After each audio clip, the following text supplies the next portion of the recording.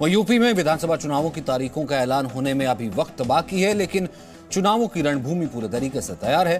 पार्टियां अपनी अपनी रणनीतियों के साथ मतदाताओं को लुभाने की पूरी कोशिश कर रही हैं। यूपी के मुख्यमंत्री योगी आदित्यनाथ अब से थोड़ी देर में अयोध्या पहुंचेंगे, जहां वो रामलला के दर्शन करेंगे, हनुमानगढ़ी भी जाएंगे। वहीं योगी के गढ़ गोरखपुर में आज प्रियंका गांधी वाड्रा प्रतिज्ञा रैली कर रही है। अखिलेश यादव की विजय रथ यात्रा भी हरदोई से शुरू हो गई है और थोड़ी देर में असदुद्दीन ओवैसी सहारनपुर पहुंचेंगे, जबकि राष्ट्रीय लोकदल के अध्यक्ष जयंत चौधरी आज विधानसभा चुनाव के लिए पार्टी का घोषणा पत्र उन्होंने जारी किया। आज यूपी में रविवार पूरा राजनीतिक है।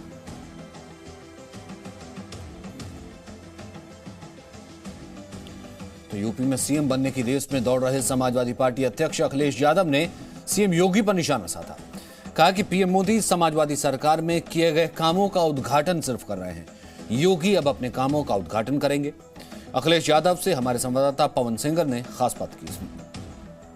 हमारे साथ अखिलेश जी हैं। अखिलेश जी, क्रांति रथ 2011-12 में, विकास रथ और अब विजय रथ, फर्क क्या देख रहे हैं? समाजवादी पार्टी संघर्ष के रास्ते पर और जनता के सहयोग से सरकार बनाई है और इस बार जनता के अंदर जो आक्रोश है, जो नाराजगी जनता के अंदर, जिस बड़े पैमाने पे किसान आज लाभकारी मूल्य के लिए तरस रहा है, आज जहां किसान की आय दोगुनी का वादा करने वाले लोग झूठ बोल रहे हैं, जिस पैमाने पर महंगाई बढ़ी है, जिस तरीके से बेरोजगारी बढ़ रही है और कानून व्यवस्था पूरी तरीके से ध्वस्त हो चुकी है, पूरे उत्तर प्रदेश को चौपट कर दिया।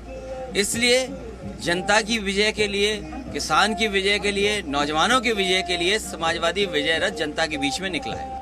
आपने विकास पर राजनीति की थी 2017 में जब चुनाव हुआ था, लेकिन वो कब्रिस्तान और शमशान पे आ गए। इस बार भी अमित शाह आए थे, उन्होंने कहा था कि हिंदू पिच पे विपक्षियों को लाया जाए।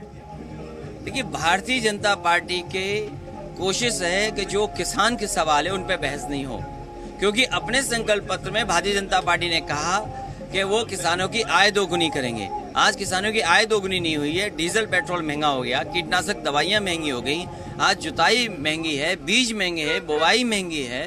तो इसलिए उन सवालों का जवाब भारतीय जनता पार्टी नहीं देना चाहती है। वहीं तीन काले कानून ले आए जिससे कि हमारे किसान की खेती और पैदावार को उद्योगपति छीन लें। बेरोजगारी पे बहस नहीं करना चाहते, अपने संकल्प पत्र को उन्होंने कूड़े में फेंक दिया। सर, प्रियंका गांधी से लेकर के विपक्ष खुल करके मैदान में है। वो गोरखपुर में आज हैं, आप हरदोई में हैं। बिखरा विपक्ष, क्योंकि आपने 2014 में, 2017 में, उसके बाद 19 में आपने गठबंधन किया, लेकिन उसका इम्पैक्ट नहीं हुआ। अब अकेले दम पर आप हैं छोटे छोटे दलों के साथ। जनता के बीच में एक बात साफ हो गई है, जनता ये महसूस कर रही है कि एक ही विकल्प है समाजवादी पार्टी, जो भारतीय जनता पार्टी को हटा सकती है।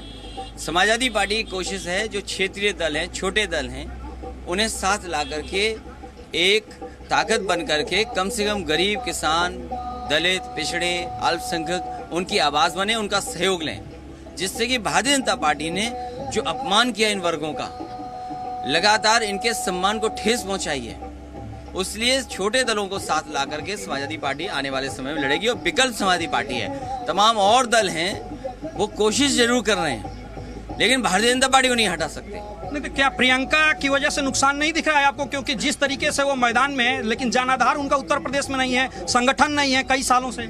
सवाल ये नहीं पूछना चाहिए, सवाल ये होना चाहिए कि क्या कांग्रेस बीजेपी को हटा लेगी। Presenting B News app, available on Google Play and App Store. Download it now.